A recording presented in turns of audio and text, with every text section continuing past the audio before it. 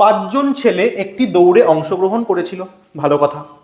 রাজ মোহিতের আগে কিন্তু গৌরবের পেছনে শেষ করে। তাহলে রাজ কোথায় শেষ করে? মোহিতের আগে এবং গৌরবের পেছনে।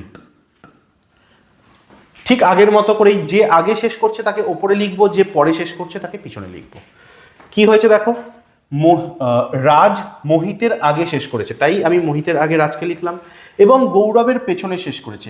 রাজ কোথায় শেষ করেছে? গৌরবের পেছনে, তাই গৌরবকে উপরে লিখলাম, রাজ পেছনে বা নিচে থেকে গেল। এরপর বলছে আশিস সঞ্চিতের আগে কিন্তু মোহিতের পরে শেষ করে। কে? আশিস সঞ্চিতের আগে কিন্তু মোহিতের পরে। তাহলে মোহিতের পরে কে আছে? আশিস রয়েছে। বলেছে আশিস সঞ্চিতের আগে রয়েছে কিন্তু মোহিতের পরে রয়েছে। দেখো, তাহলে সঞ্চিতের আগে আশিস রয়ে গেল, আবার মোহিতের পরেই কিন্তু আশিস থেকে গেল। এবার তোমাকে জিজ্ঞেস করেছে কি, বলছে দৌড় প্রতিযোগিতাটি কে জিতেছিল। তাহলে সবার আগে তুমি কাকে লিখেছো? গৌরবকে লিখেছো। তাহলে দৌড় প্রতিযোগিতা কে জিতলো?